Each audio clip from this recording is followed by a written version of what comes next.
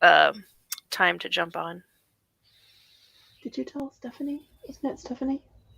All right, I am. I emailed her. We are live now, and we are sharing the link.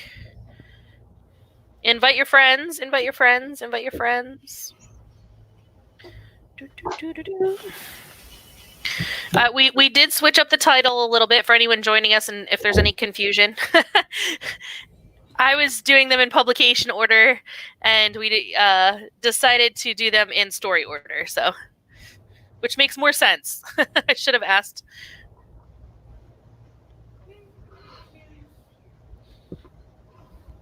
It's interesting. This cover is this particular cover.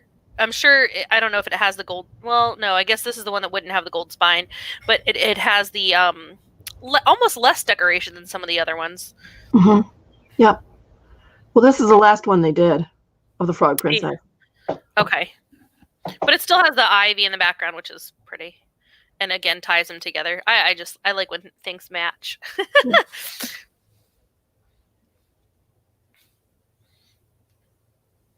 All right. All right, we're getting some people joining us. Remember, if you're on and you want to invite some friends, we appreciate that.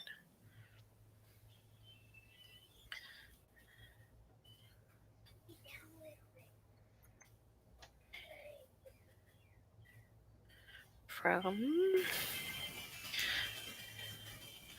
right, let's see who we've got. All right, so I will go ahead and put us on screen. I always like to, give a warning.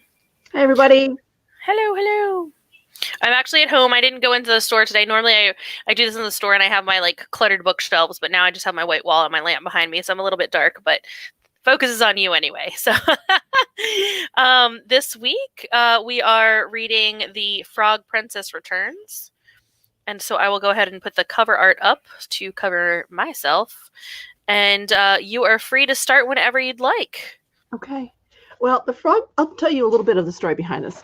The Frog Princess Returns is actually the last Frog Princess book that I wrote, but it fits in between Once Upon a Curse and No Place for Magic, because I had finished the series, and then my publisher asked if I would do another Frog Princess book for the anniversary of the original Frog Princess coming out. So I thought about where there was a gap, where something could fit in. And I remembered this quote. This is from, if you read all the books, this is from Once Upon a Curse. The quote is from Once Upon a Curse, when they are at the birthday party, at Hazel's birthday party. With this gift comes greater power as well as greater responsibility, for the Green Witch must be the kingdom's protector, using her magic to ensure the safety of its inhabitants, whether human or fairy kind.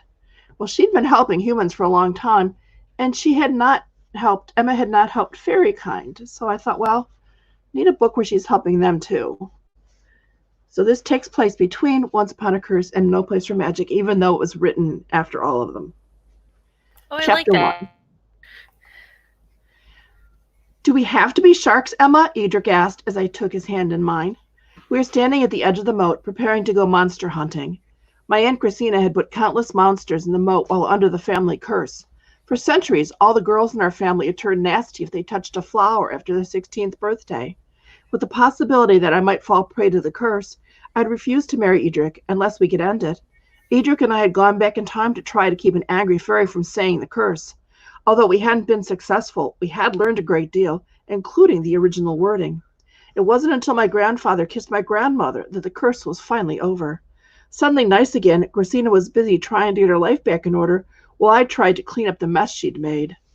I sent away the smaller monsters, I told Edric. Now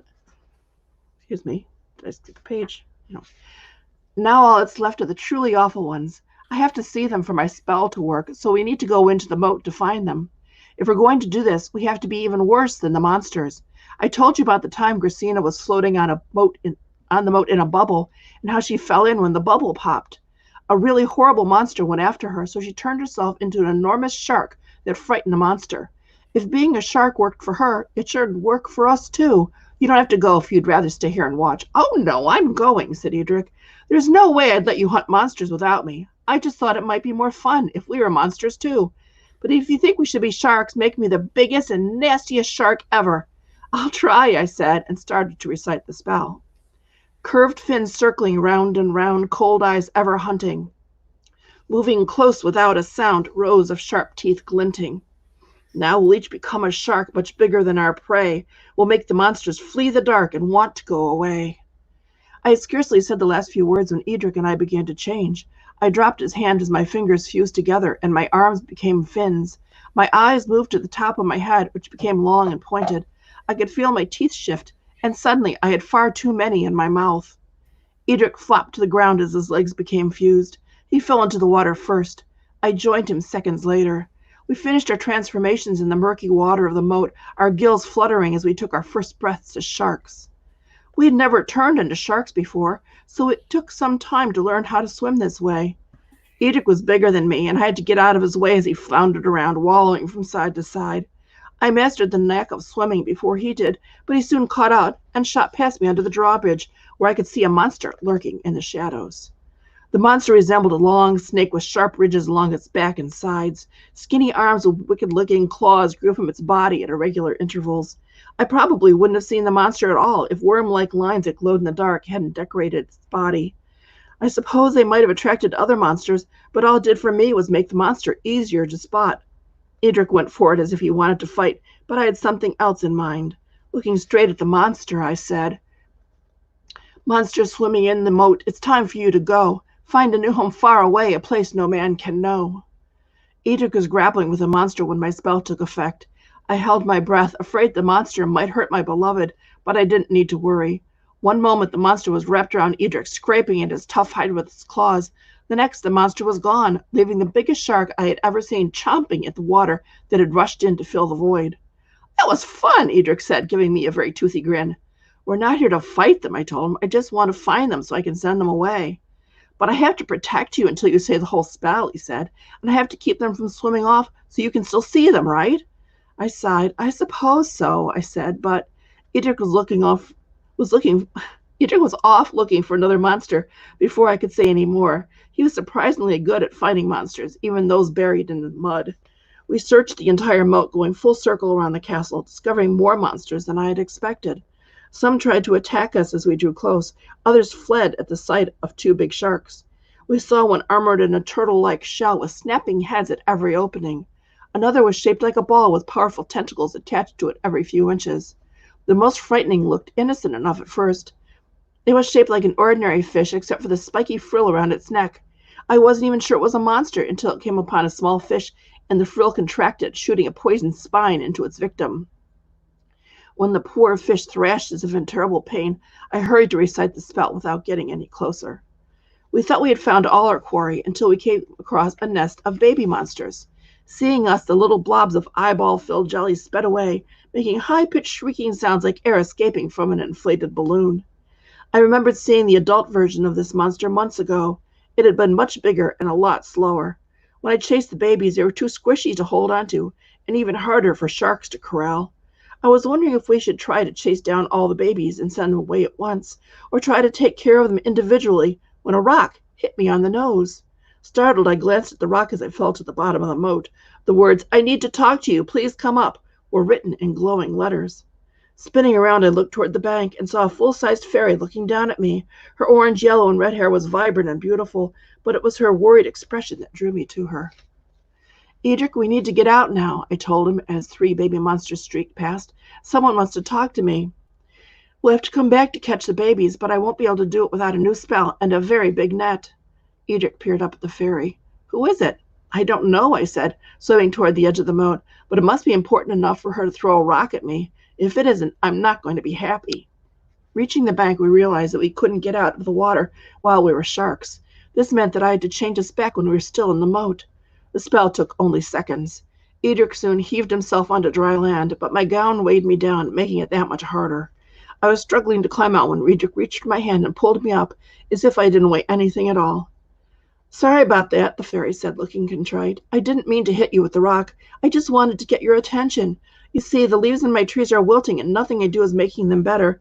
I didn't know where to turn until I heard that you're supposed to help fairies in need. You are the Green Witch, aren't you? I nodded and wiped the water from my eyes. And your name is? Oh, sorry, I'm Maple, and my trees are maples, of course. Mine aren't the only trees that are sick. I've heard that there are others in the Enchanted Forest that are also doing poorly.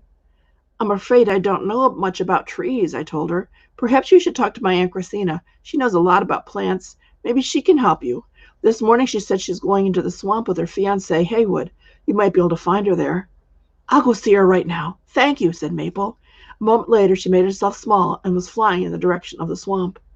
Although we couldn't see the drawbridge from where we stood, we could hear the thunder of hooves crossing it and a carriage rattling behind. Who do you think that is? Edric asked. It has the same creak as my parents' carriage. We weren't expecting anyone today, I said as we both started walking. We reached the point where we could see the drawbridge just as the carriage disappeared beyond the gate. It looked like my parents' carriage, said Edric. I wonder why they came back so soon. Do you suppose there's something wrong? I hope nothing terrible has happened in Upper Monte Vista. Maybe Bradston has done something dumb and gotten hurt. I was afraid that it was something else entirely. King Bodeman, Queen Frizella, and their younger son, Bradston, had left only 2 weeks before, after a very short visit. They had come from my birthday tournament and left when they learned that most of the women in my family were witches, myself included. The queen hated witches, and the fact that her older son had fallen in love with one was more than she could handle. Both the king and queen had been upset that Edric had refused to go with them when they left. I was afraid that they had decided to try to force him to come home. I'm sure they're fine, I said, not wanting to tell him what was worrying me. We'll have to get cleaned up before we see them. Perhaps we should wait until we're sure they've gone inside. Edric shook his head. It might be urgent. The sooner I see them, the sooner I'll know that everything is all right. Then at least let me dry us off, I said. The spell I used was short but effective. Although it dried our clothes and hair, it left everything as dirty as before. I could have used a cleaning spell next, but Edric was already hurrying across the drawbridge. I sighed as I followed him. Edric was probably right. It was better to find out what was really going on than to make ourselves sick worrying. I was still hoping that everyone had gone inside and that I could change my clothes before I saw them when my mother's voice rang out. There they are! Emma, Edric, come meet Princess Adara. Apparently she's a long-lost cousin that we didn't even know we had. Isn't that delightful? I looked up and saw my mother standing on the castle steps with a stranger beside her. The princess was a beautiful girl about my own age. She had long blonde hair that was so pale it was almost white, and vivid blue eyes that tilted at the corners. After sparing me only the briefest of glances, she turned to Edric and smiled, making her even lovelier. Standing there with dirty hands and face and soiled clothes that smelled like the moat, I suddenly felt very self-conscious. When I glanced at Edric and saw the expression on his face, I had to bite my tongue so I wouldn't snap at him. He's wearing the same look he'd worn when he saw the mermaids in Coral's castle. It was the same look he'd had when he met Hazel, the first Green Witch. I hated that look and had hoped I'd never see it again. Adara, this is my daughter Emma, my mother said as Edric and I approached the steps, and this is Prince Edric.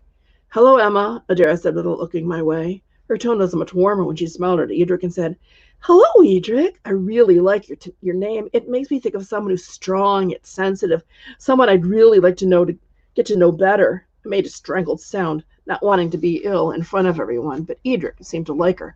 You're very perceptive, he said, and smiled. Emma and Edric plan to get married as soon as possible, my mother announced in an overly loud voice. I glanced at my mother. She knew that Edric and I had yet to set a date, but when she looked at me and our eyes met, I understood right away. Princess Adara was far prettier than me, and therefore threatened my mother's eyes. When I turned to Edric and saw that the look was still on his face, I wondered if she was right. How nice, Adara said, her gaze never leaving Edric.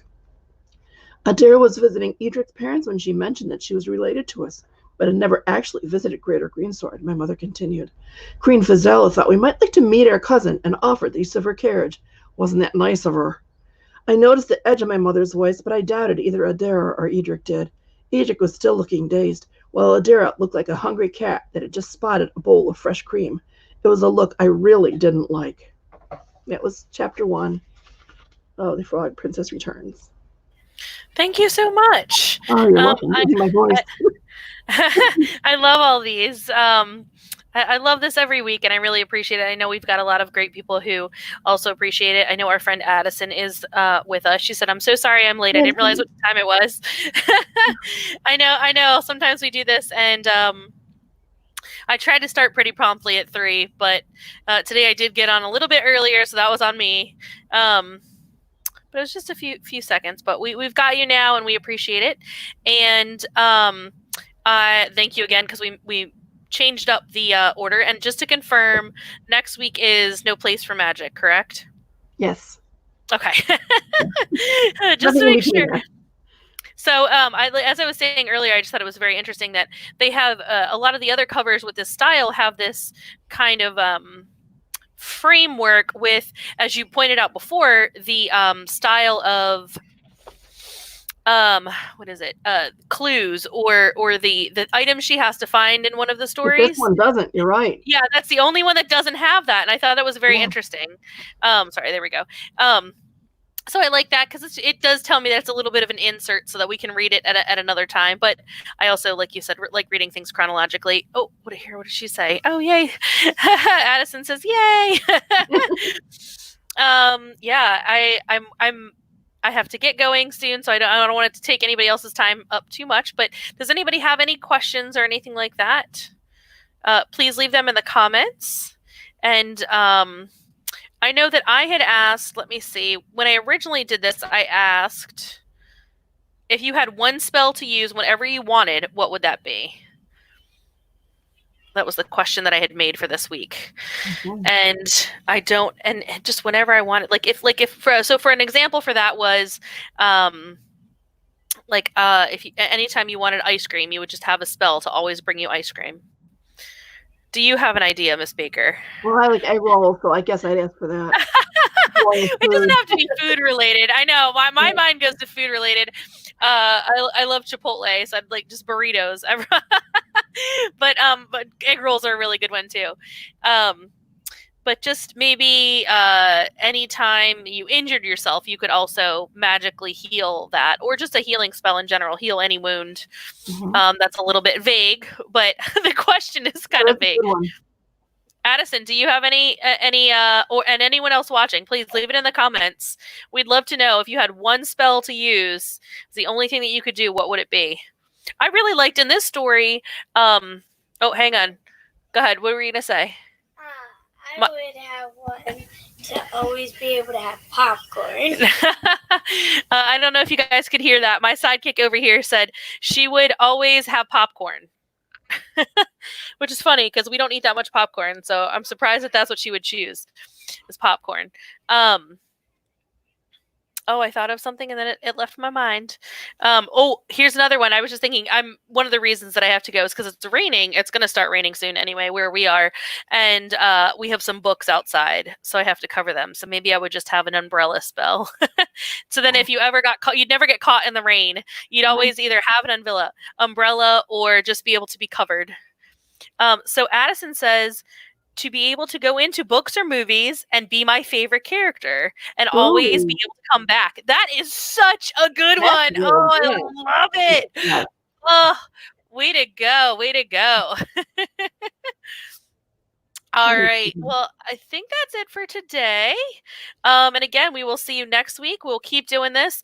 We have how many books? 3 left in this series? Let's see. This was, after this, it's No Place for Magic, Dragon Princess, Dragon Kiss, and then Prince Among Frogs, I believe. Oh, 4. Okay. I haven't left anything out. And if anybody is watching and you want, again, this is Liz from Capricorn Books. I realized I forgot to say that at the beginning of this week. But you see our logo down here. Obviously, you're on our Facebook page or our YouTube page, so you can see our name. We do have signed copies of most of Miss Baker's books, and we have book plates. So if you already own a copy and you need one that's signed, I can send you just a book plate. Just go ahead and send me an email, and I'll be happy to send that out. We have a new person here. Kim says, love your books. I'm glad. Thank you. There's Kim's comment. She's got a sweet family with her there, so yeah. And here's I'll put Addison's comment up, just because her spell of choice, which is such a good one. Mm-hmm. So if anybody wants any book signed or needs a book plate, go ahead and reach out. And we'll keep doing this again every week at 3 o'clock every Wednesday, unless you want to leave a comment and says that this is a terrible time. But we try to do it pretty regularly. We know that it's the summer. Maybe you're on vacation, but Wednesday is a good time because usually I feel like people are either coming back from vacation or going on vacation. So it's kind of you're in the middle, so you're not away. So that'll be great if you can keep joining us. And I think that's it. Yes. Have a great day, everybody. Okay. Thank you. I'm waving behind this. Bye. Bye.